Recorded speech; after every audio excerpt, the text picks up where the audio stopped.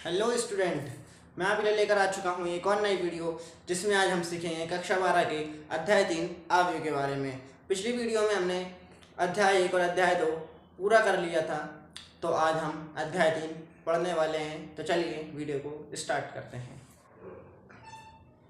चलिए शुरू करते हैं। तो सबसे पहले हम जानेंगे कि आव्यूह होता क्या है। तो हम हेडिंग डालेंगे यहाँ पे,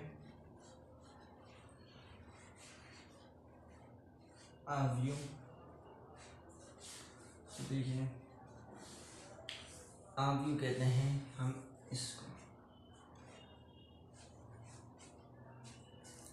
इस चीज़ को हम आव्यूह कहते हैं। इसके अंदर कुछ भी अवयव होते हैं, जैसे कि कुछ भी ले लो, 0, -1, 5, 3, 2, 1। अब आप कहेंगे कि इसको ए से ही व्यक्त क्यों किया, बी भी ले सकते हैं, सी कुछ भी ले सकते हैं, पर हमने इसे ए के बराबर ही क्यों माना। तो हमने से और कुछ नंबर भी लिख सकते थे, पर हमने क्यों लिखा, क्योंकि हमारी जो बुक में परिभाषा दी हुई है आव्यूह के समक्ष, तो उस परिभाषा के अनुसार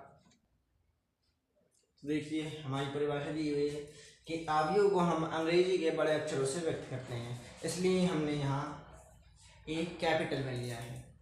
हम चाहे तो यहाँ स्मॉल भी ले सकते हैं, लेकिन परिभाषा में हमें दिया है कि अंग्रेजी के बड़े अक्षरों से व्यक्त करना है, इसलिए हम यहाँ पर ए लिया है, वो भी कैपिटल में। चलिए इसके आगे जानते हैं। तो ये जो आपको दिख रहा है, ये ऐसे, इसको क्या कहेंगे हम, क्या कहते हैं हम इसको, पंक्ति कहते हैं। क्या कहते हैं, पंक्ति। और ये जो खड़े में है ऐसे है, मतलब इसको क्या कहते हैं हम, स्तंभ कहते हैं हम। ठीक है, अब ये पहला स्तंभ हो गया, ये हमारी पहली पंक्ति हो गई, ये दूसरी पंक्ति हो गई,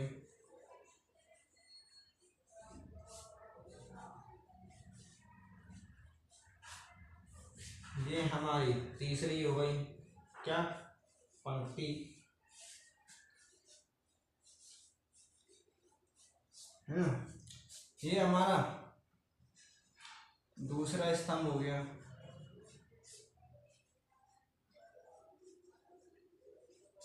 और ये हमारा तीसरा स्तंभ हो गया।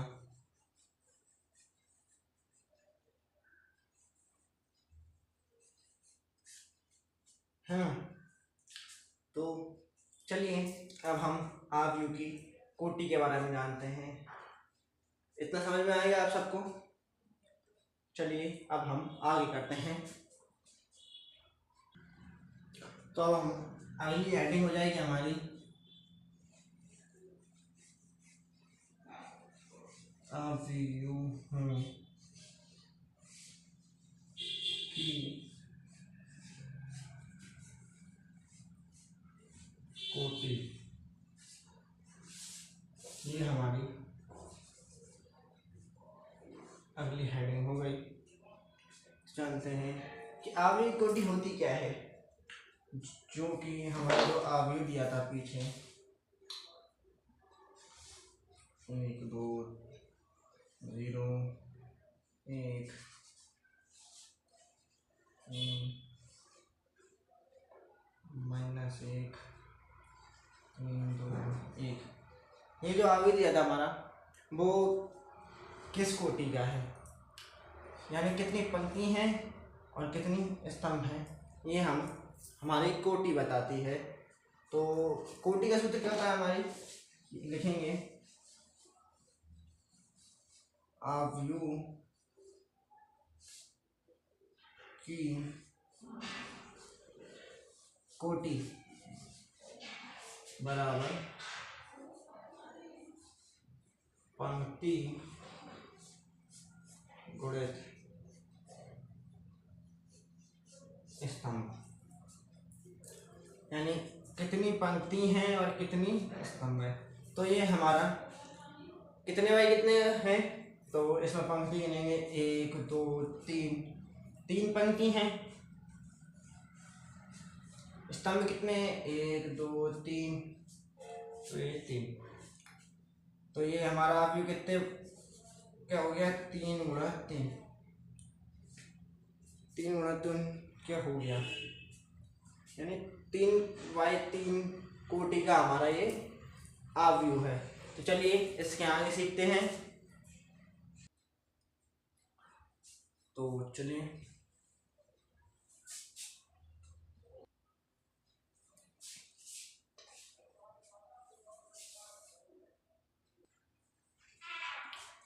तो क्या दिया है हमारा कि सामान्यता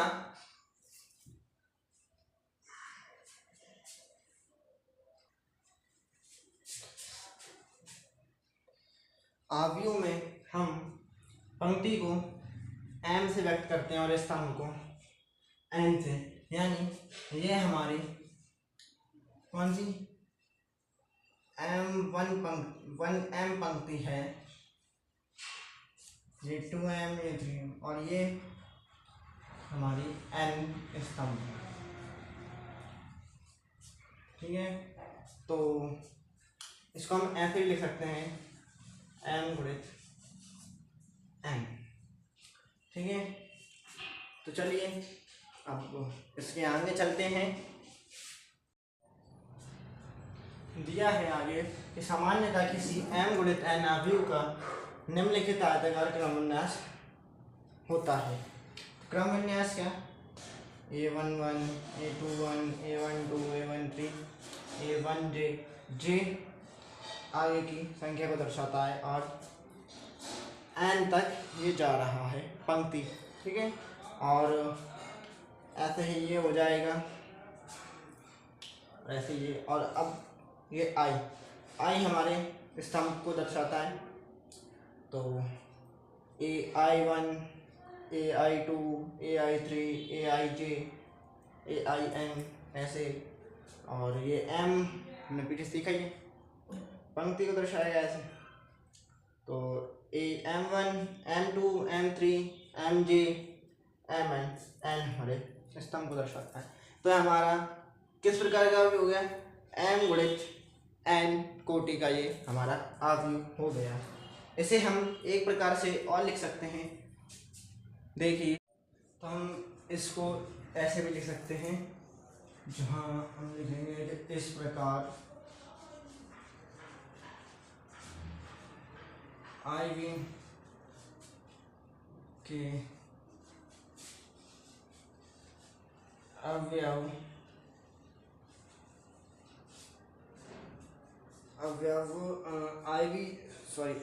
अवयव नहीं आएगा,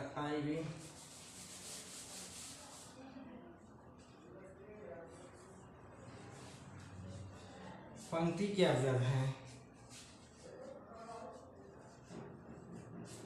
कैसे, I1 AI1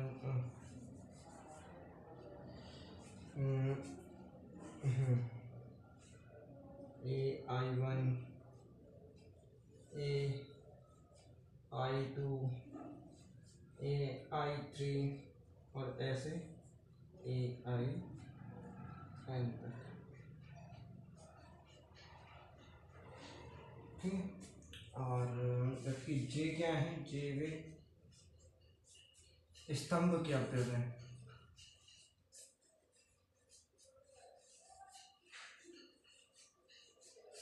अगर जैसे कि A1J A2J A3J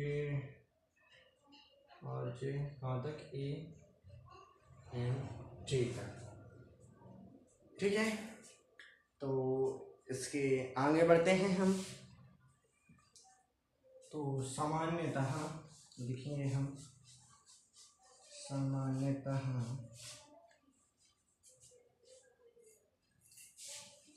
AIJ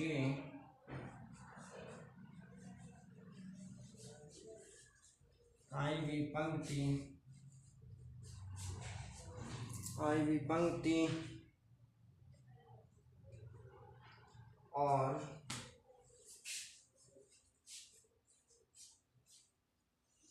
जेवे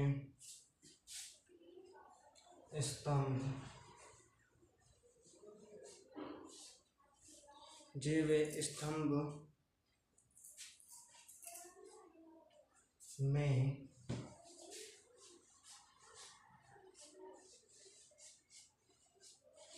आने वाले अवयव होते। हम ऐसे ऐसे भी कह सकते हैं कि ए का आई कमा जे व अवयव, हम इसको ऐसे भी कह सकते हैं। ठीक है, तो अब हम इसके आगे का मैं यहाँ लिख देता हूँ, मिटा लेते हैं।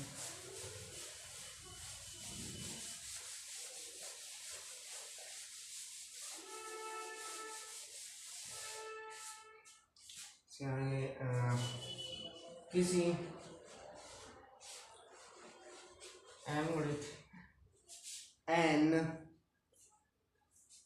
अवयव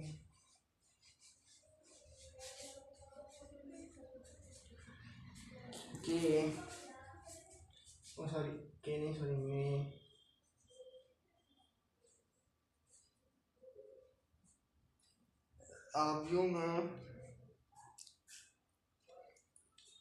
अवयवों की संख्या है,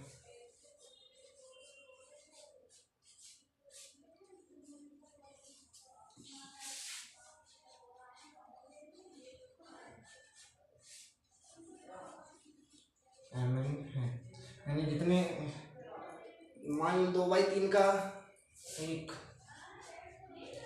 अवयव है तो उसमें अवयवों की संख्या n बड़े थे, तो इसका क्या जाएगा 6, तो इसमें अवयवों की संख्या कितनी हो गई 6, मतलब 2/3 के अवयव में अवयवों की संख्या 6 है। मेन मतलब ये समझाना है। चलिए आगे देखते हैं। इसके आगे हमें एक बहुत ही महत्वपूर्ण चीज़ दी हुई है, लिखा है कि हम किसी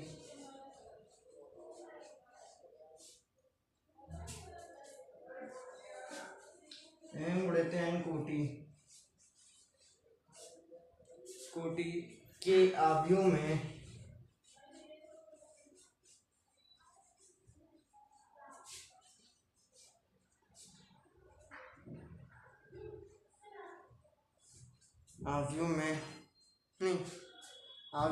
अवयव को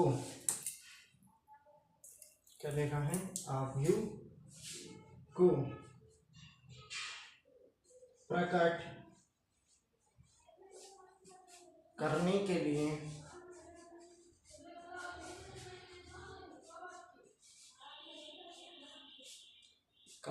लिए संकेत के रूप में संकेत ए बराबर aij n का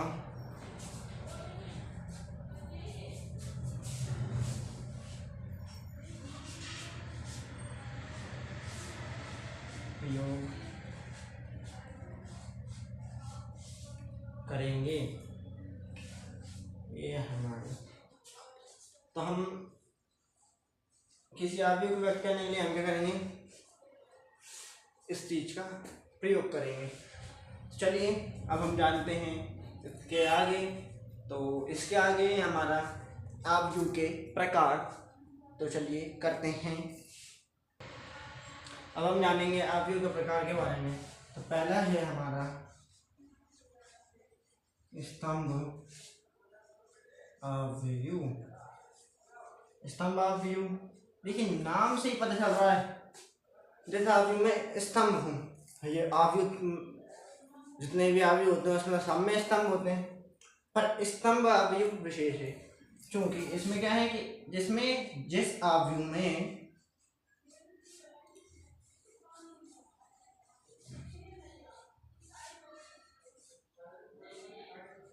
केवल और केवल कितना हो, एक स्तंभ हो,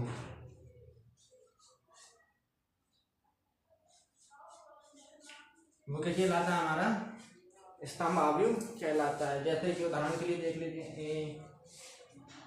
√3, 2, 1, 5 पंक्ति कितने भी हों, जैसे यहाँ पे 4 पंक्ति हैं, लेकिन स्तंभ तो हमारा एक ही है ना।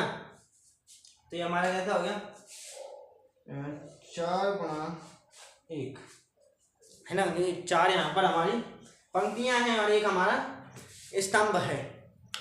तो ये कैसा हो गया, कैसी कोटि का भी हो गया थे, 4 × 1 कोटि का आव्यूह। और आव्यूह भी नहीं लिखेंगे, यहाँ पर लिखेंगे हम स्तंभ आव्यूह,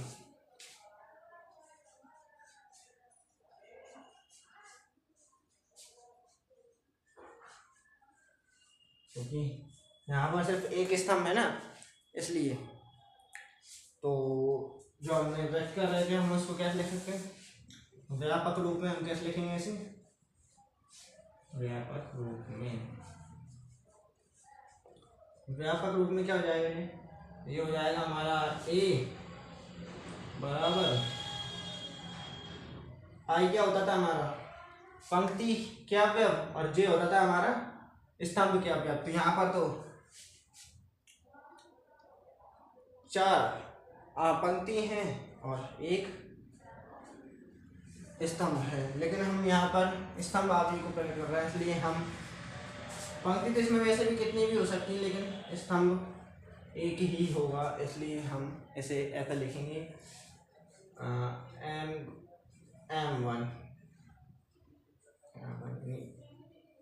M × 1 का ये हमारा आव्यूह हो जाएगा।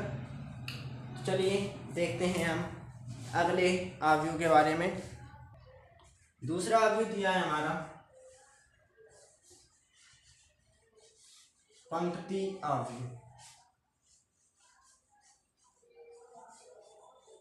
देखिए ये भी नाम से पता चल रहा है, पिछला वाला क्या था हमारा स्तंभ आव्यूह था, जिसमें एक स्तंभ वो स्तंभ आव्यूह कहलाता है। अब पंक्ति आव्यूह आ गया। अब इसमें स्तंभ कितने हैं, इसकी हेडिंग क्या जाएगी, जिस आव्यूह में केवल एक पंक्ति हो वो क्या कहलाता है, हमारा पंक्ति आव्यूह कहलाता है। जैसे कि उदाहरण के लिए हम देख लेते हैं, यहाँ पर 20 बराबर 3, 5, 0,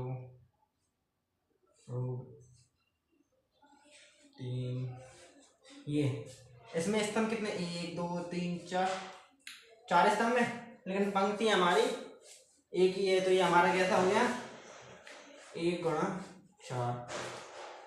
× 4 कोटि का ये क्या है, पंक्ति आव्यूह है।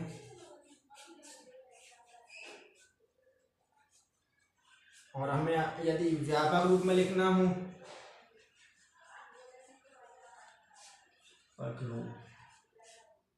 व्यापक रूप में कैसा हो जाएगा, ये A बराबर इसमें 1 M, ये हमारा व्यापक रूप में पंक्ति आव्यूह ऐसा हो जाएगा। चलिए अब अगला देखते हैं। नंबर 3 पर है हमारा वर्ग आव्यूह।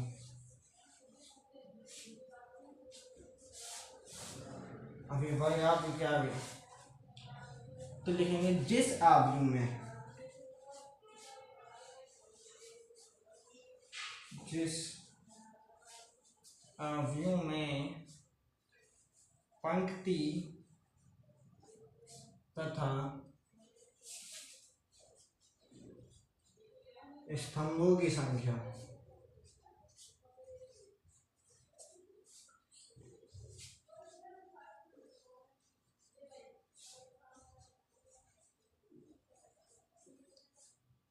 समान हो, उसे हम वर्गावृत्ति कहते हैं। यानी m हमारा पंक्ति होता है और यहाँ गुणित में n बराबर स्तंभ होता है। जब ये दोनों बराबर ही हो जाएं, मतलब जैसे कि a बराबर दिया है हमें 2 1 0, तो ये हमें दो स्तंभ, इसमें दो पंक्ति हैं और दो स्तंभ हैं। m और n दोनों बराबर है, m का मान भी यहाँ पर 2 है और n का मान भी 2 है, तो ये कैसा हो गया, एक वर्ग हो गया, वर्ग आव्यूह हो गया ये हमारा, है ना। वर्ग आव्यूह हो गया कौन सी कोटि का, 2 गुणित 2 कोटि का, 2 गुणित 2 कोटि का वर्ग आव्यूह ये हमारा हो जाएगा। अब इसमें हम एक चीज और जानेंगे, चलिए देखते हैं। एक वर्ग आव्यूह को हम जब एक वर्ग आव्यूह में जब m और m बराबर हो जाते तो हम इसे m गुणित m कोटि का आव्यूह भी कह सकते हैं और n गुणित n कोटि का भी हम इसे आव्यूह कह सकते हैं। जैसे मान लीजिए कि हमें कोई आव्यूह दिया है a बराबर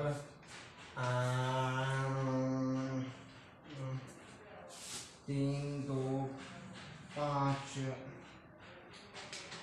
2√5 1 -1 0 0 3, तो इसको हम यदि जे है तो n कोटि का वर्ग आव्यूह है हमारा, क्योंकि n और n m और n बराबर है, तो इसमें अवयव क्या है, a11 a22 a33, ये इसके विकर्ण अवयव है। जैसे 3√5 तथा 3 आव्यूह ये के क्या है, विकर्ण अवयव है। आप इस चीज को समझ ही गए होंगे वैसे, और नहीं समझे तो मैं फिर से समझा देता हूँ कि ये जो हमारा आव्यूह a है, जो ये हमने पीछे सीखा था a11, ये a12, ये a13, a21, a22, a23, ऐसे हमने पीछे सीखा था। तो इसमें हम ऐसे वाले a11, a22, a33 ऐसे लेंगे, ये कहाँ तक, और अगर आव्यूह और बढ़ता जाएगा तो a_n यानी n गुणित n आता, लेकिन ये बराबर है इसलिए n ले लिए, तो इसके क्या है, विकर्ण अवयव है। ठीक है, चलिए अब जानते हैं अगले के बारे में। चौथा है हमारा विकर्ण अवयव।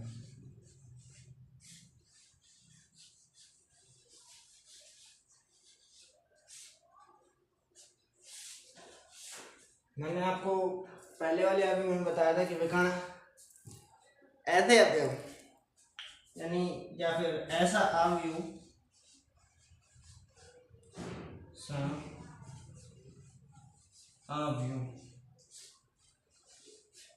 जिसमें केवल विकर्ण हो, विकर्ण के अवयव मौजूद हों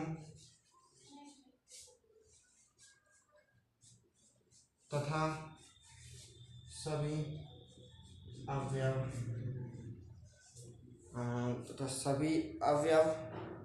शून्य हों तथा सभी अवयव शून्य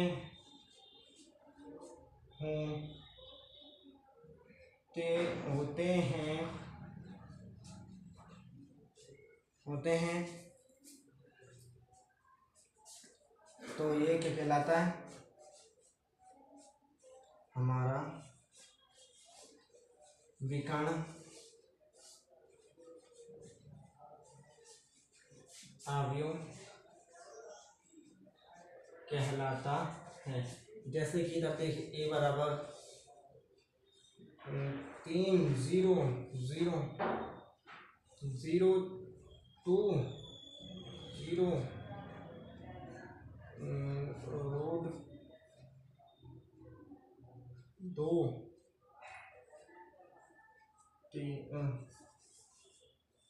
0 0। इसमें सिर्फ विकर्ण के अवयव उपलब्ध हैं और बाकी सारे शून्य हैं, इसलिए हमारे क्या कहलाएगा, विकर्ण अवयव कहलाएगा। ठीक है,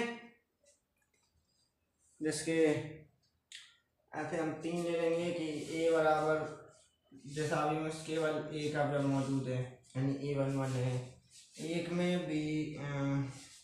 b में हमें दिया है 2/2 का, जैसे -1 0 0 2। एक दिया है c का, c में है हमारा -1.1 0 0 और 0 2 0 0 0 ये है। तो इसका क्या, एक, इसमें 2, इसमें 3, क्या इसमें केवल एक विकर्ण अवयव है, इसमें 2 विकर्ण अवयव है, उसमें 3 विकर्ण अवयव है। तो ये हमारा कैसे कहलाएगा, विकर्ण अवयव कहलाएगा। चलिए इसके आगे देखते हैं। अगला अवयव है हमारा अदिश अवयव।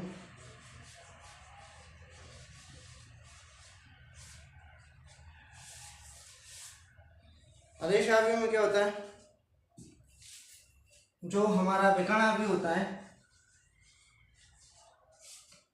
एक विकर्ण अवयव ही हमारा क्या कहलाता है,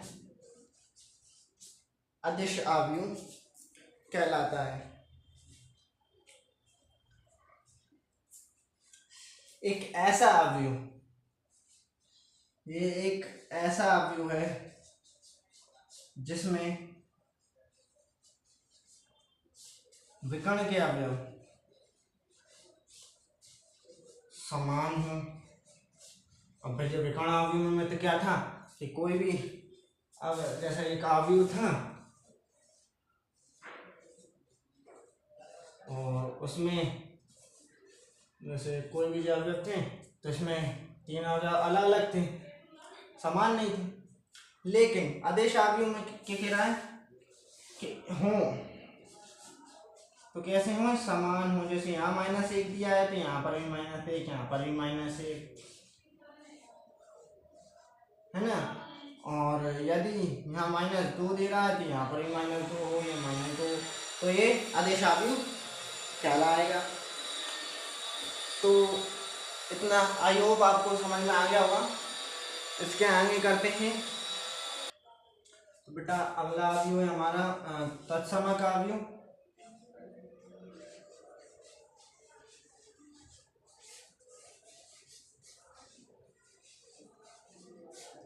ये कैसा अवयव होता है, ये भी एक विकर्ण अवयव होता है। क्या होता है, विकर्ण अवयव। ये भी हमारा एक विकर्ण अवयव है, लेकिन इसमें क्या कहता है कि इसमें विकर्ण के अवयव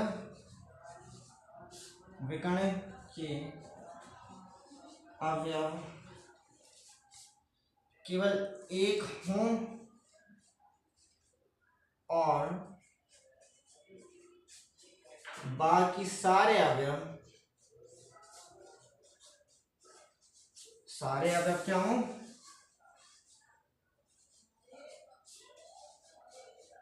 शून्य है। तो ये हमारा क्या था, तत्समक अवयव कहलाता है। और इसे हम किससे व्यक्त करते हैं, आई से।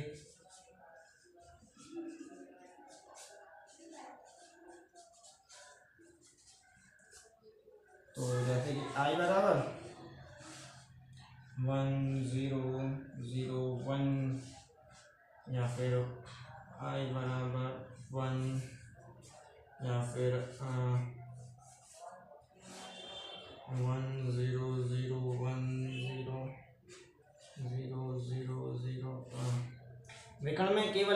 बाकी सब जगह शून्य। तो ये कैसे अवयव कहलाता है हमारा तत्समक अवयव। चलिए इसके आगे देखते हैं। ये हमारा लास्ट अवयव है शून्य अवयव।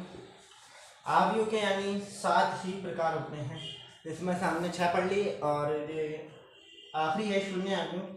यह एक ऐसा अवयव होता है, एक ऐसा अवयव जिसमें सारे अवयव क्या हूं, शून्य हूं।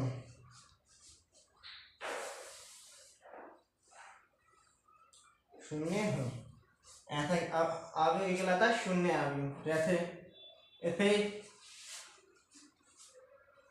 कैसे व्यक्त करते हैं हम, ओ से व्यक्त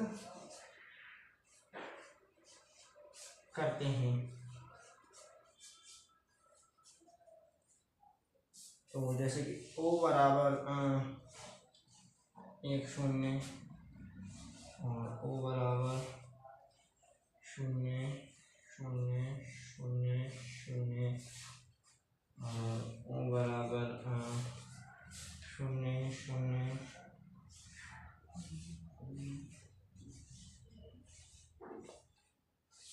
यानी सारे अवयव शून्य हो।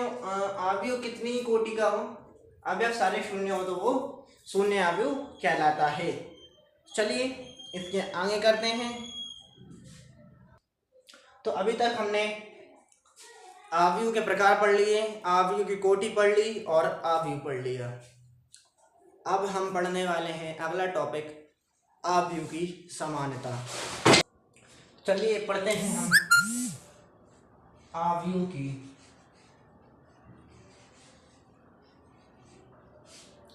समानता।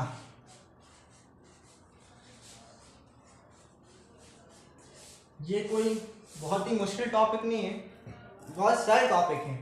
इसमें बस कोई अवयव है जैसे कि 2 1 0 3, यहाँ 2/2 का है तो यहाँ पर भी 2/2 की होना चाहिए।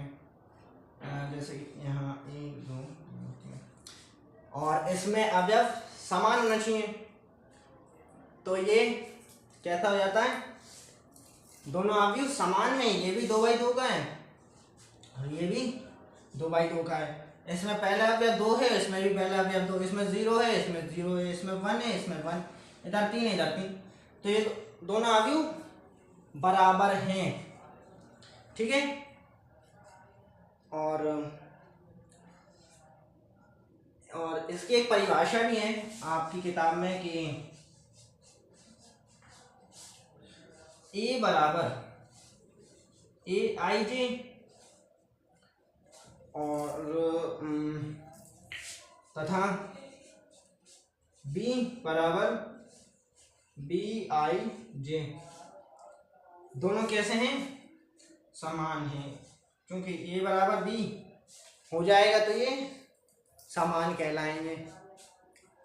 इसमें 2 नियम हैं इसके समान होने के, कि एक तो इनकी कोटि समान होनी चाहिए और दूसरे इनके अंदर दिए गए अवयव अपनी जगह स्थिर होने चाहिए। जैसे कि A11 पे 2 दिया है तो इधर भी B11 पे भी 2 होना चाहिए। इधर A12 पे 0 है तो इधर B12 पे भी 0 होना चाहिए, ठीक है।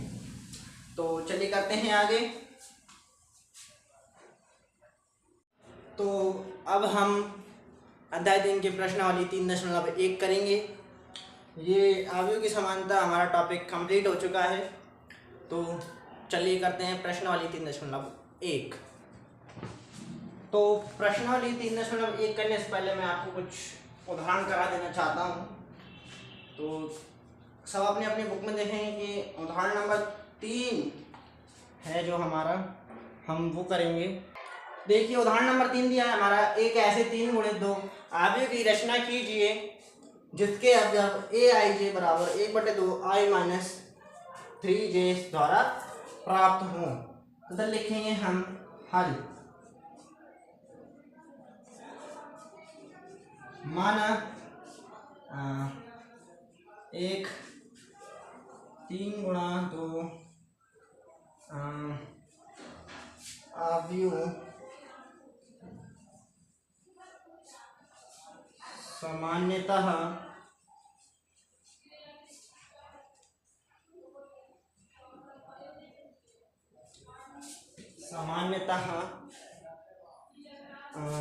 इस प्रकार है, इस प्रकार है या फिर इस प्रकार होता है। इस प्रकार a बराबर 3/2 का, हाँ, तो a11 यानी जिसमें 3 पंक्तियां हों और 2 स्तंभ हों, तो a11 a21 और a31, a12 a22 a32। अब मैंने 2 कहा था, अभी मैं समझना 2 में कर रहा हूँ। ओ ये टिकड़ा हो गया थोड़ा, अपन इसको सीधा कर लेते हैं। तो माना एक 3/2 अवयव का अवयव सामान्यतः इस प्रकार होता है। तो अब हमें जिससे प्राप्त होंगे इस अवयव के अवयव, तो हम वो लिख लेंगे aij बराबर 1/2 i-3j। इससे हमें अब जब प्राप्त करना है, तो यहाँ पर हमारा i बराबर क्या दिया है, 1 2 और 1 2 3 इसी प्रकार दिया है, और तथा j बराबर क्या दिया है हमारा 1,2। तो चलिए करते हैं इसके, तो लिखेंगे हम कि इसलिए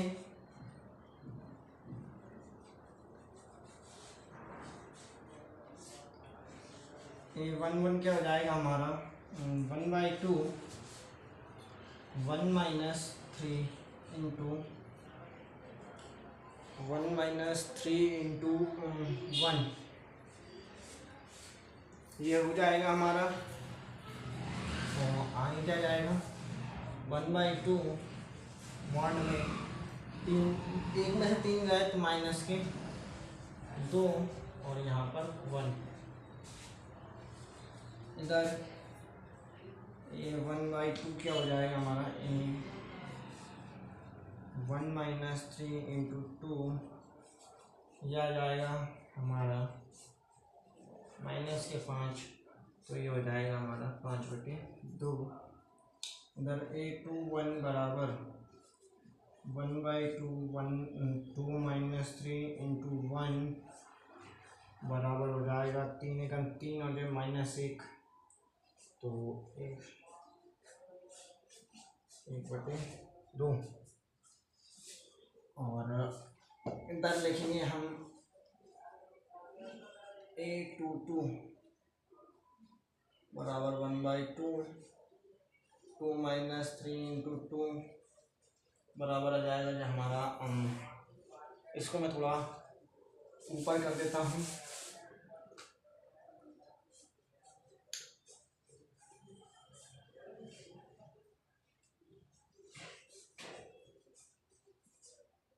ये हो जाएगा हमारा 1 बराबर 1/2, इधर से हो जाएगा 6 - 4 हो जाएगा 2। अब लिखेंगे a31 और a32, यही तो बच रहा है। 3 - 3 × 1, यह आ जाएगा हमारा 1/2 मॉड में 0, तो यह हमारा 0 हो जाएगा। और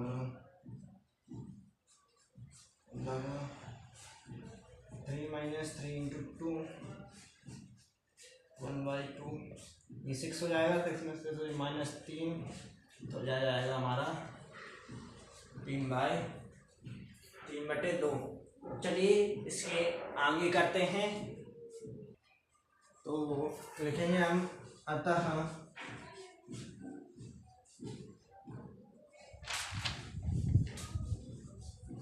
अभीष्ट आव्यूह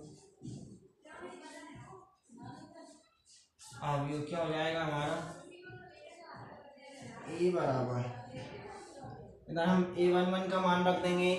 तो a11 का मान हमारा आया था 1 और a12 का 5/2 आया था और a21 का आया था हमारा 1/2 और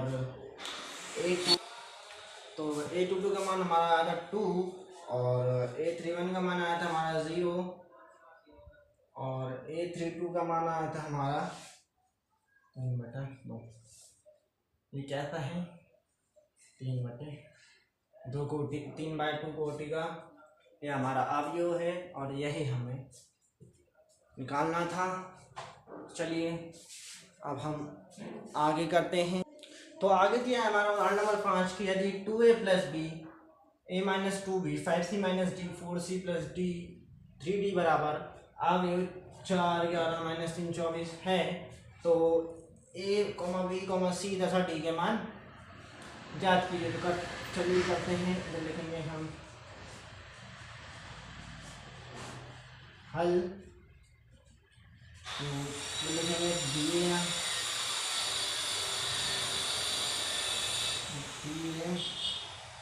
गए अवयव।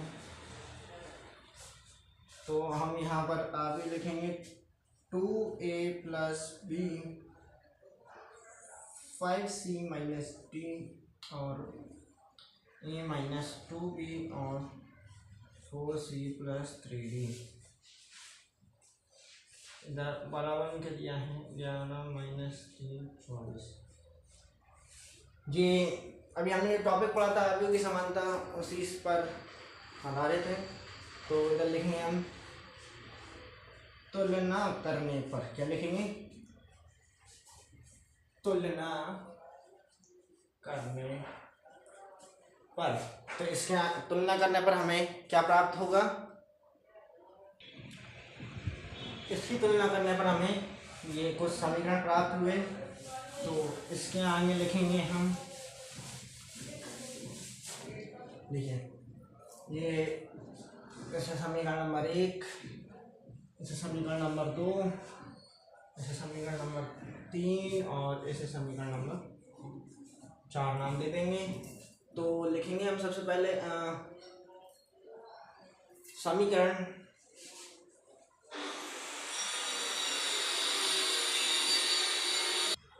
तो लिखेंगे समीकरण 1 से, ये रही हमारी समीकरण 1। इसमें क्या करेंगे, हेर फेर कर देंगे इसमें हम, है ना। तो इसमें हम ऐसे करेंगे, तो इस b को इधर पहुंचा देंगे, है ना। तो इसमें b को इधर पहुंचा देंगे, इसका हो जाएगा 2a बराबर 4 - b, क्योंकि यहाँ b माइनस है इसलिए होगा क्योंकि यहाँ पर b प्लस का था।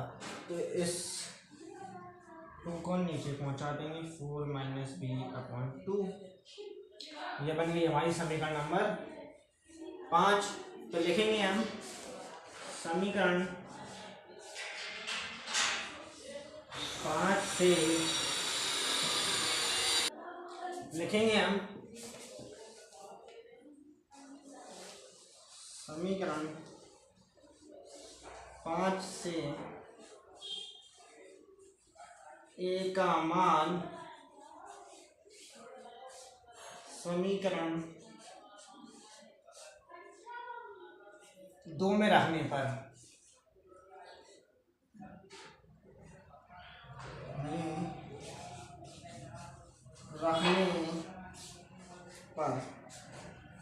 तो ये रही हमारी समीकरण नंबर 2। तो इसमें हम मान रख देंगे। ये रही हमारी समीकरण नंबर 2, तो इसमें हम मान रखेंगे। तो a बराबर a -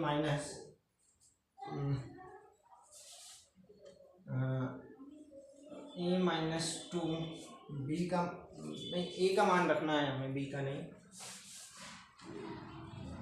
चलिए 4 minus B upon two minus 2b बराबर -3।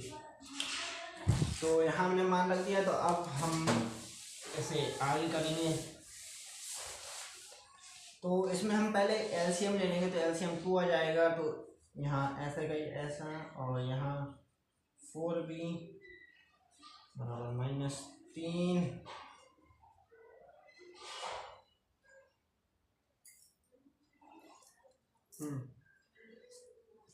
दो दूनी 4b, और इसको यहाँ पहुँचा देंगे तो क्या जाएगा 4 minus 5b equals to minus के 6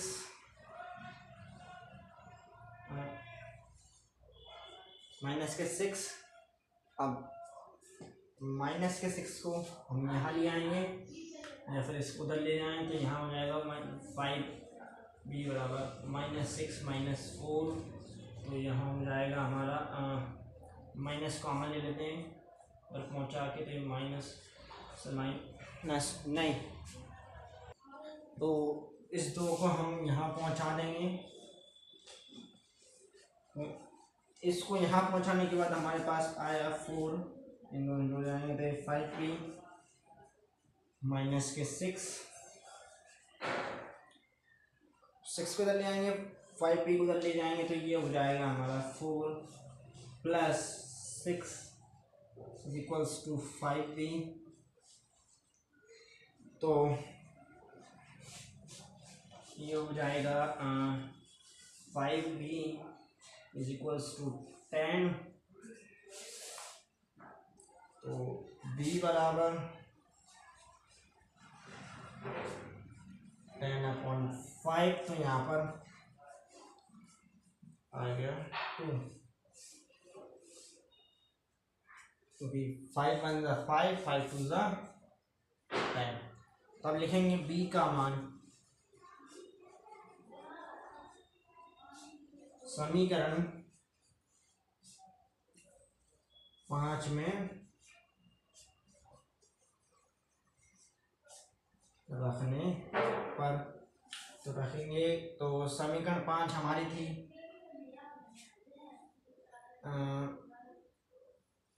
a बराबर 4 माइनस b अपॉन 2। तो इसमें मान रखेंगे तो आएगा हमारा a बराबर 2 4 माइनस 2, a बराबर 2/2। तो यहाँ आ गया हमारा a बराबर 1। अब हम इस a के मान को समीकरण 3 में रखेंगे। तो लिखेंगे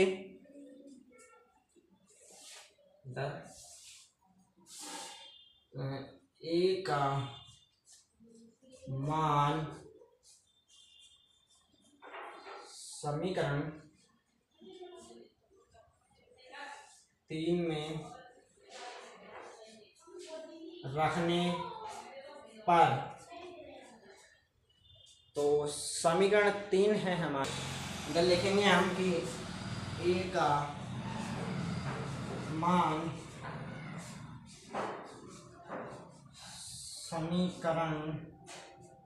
समीकरण कौन सी थी वो वाली हमारी, हमारा a का मान निकल जाए। अब हम लिखेंगे समीकरण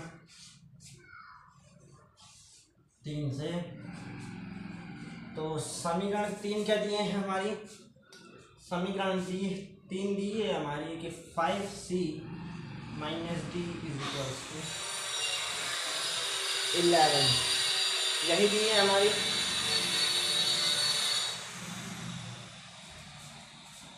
समीकरण 3 दी है हमारी कि 5c माइनस d बराबर 11।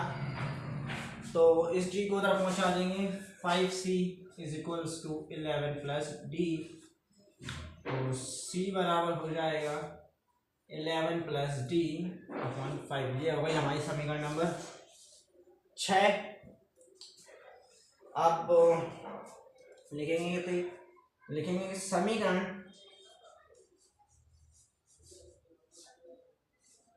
6 से सी का मान समीकरण 4 में रखने पर, तो 4 में हम इसका मान रख देंगे। समीकरण 4 दिए हैं हमारे कि 4c + 3d = 24। तो इसमें हम c का मान रखेंगे। तो चलिए c का मान रखते हैं। तो फिर हो जाएगा 4 11 plus D upon 5 plus 3d 24। अब इसके आगे लिखेंगे हम, तो ये हो जाएगा हमारा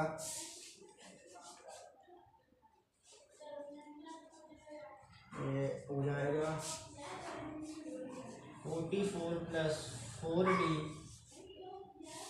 अपॉन 5 प्लस 3d अपॉन 1 = 24। तो इसके आगे इसका हम एलसीएम ले लेंगे। तो ये आएगा हमारा 5। तो एलसीएम आ गया हमारा 5। तो इधर हो जाएगा 44 प्लस 4d प्लस 15d = 24। इस 5 का 24 में गुणा करेंगे तो ये आएगा हमारा 44 प्लस 19d = 120। अब 44 को उधर पहुँचा देंगे तो आएगा 19d = 120 माइनस 44। 120 में से 44 घटा देंगे तो हमारे पास आएगा 19d बराबर 76। तो इधर d बराबर 76/19 कर देंगे और d बराबर हमारे पास आ जाएगा 4।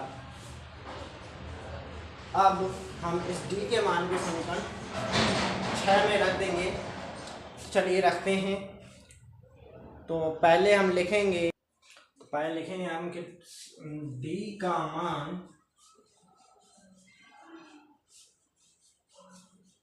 समीकरण 6 में रखने पर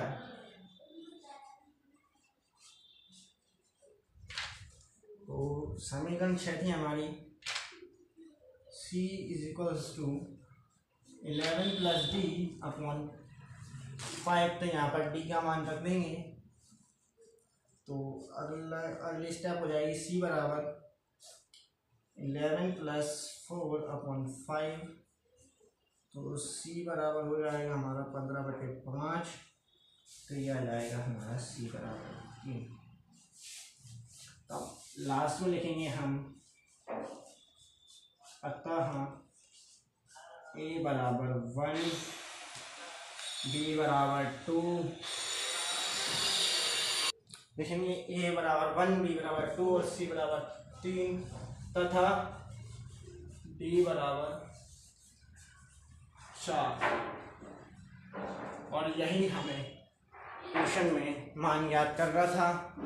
तो चलिए अब करते हैं हम प्रश्नावली 3.1। तो प्रश्नावली 3.1 का पहला सवाल कह रहा है कि अवयव a बराबर 2 5 19 - 7 35 - 2 5/2 12 √3 1 - 5 17 के लिए ज्ञात कीजिए। नंबर 1 अवयवी कोटि। तो हम इसके हल में लिखेंगे, हल बराबर दिया गया अवयव। तो अवयव क्या दिया है हमें, a बराबर 2 35 √3 5 - 2 1 19 5/2 और -5 -7 12 17। ये हमें आगे दिया है। पहले नंबर पूछा है हमसे ये अवयव की कोटि।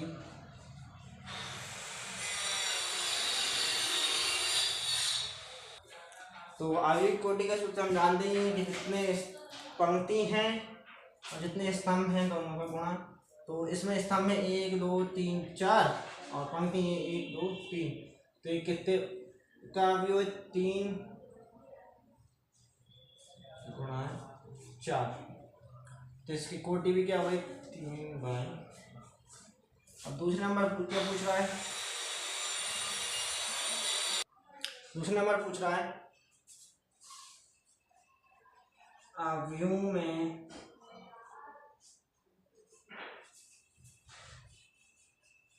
अवयवों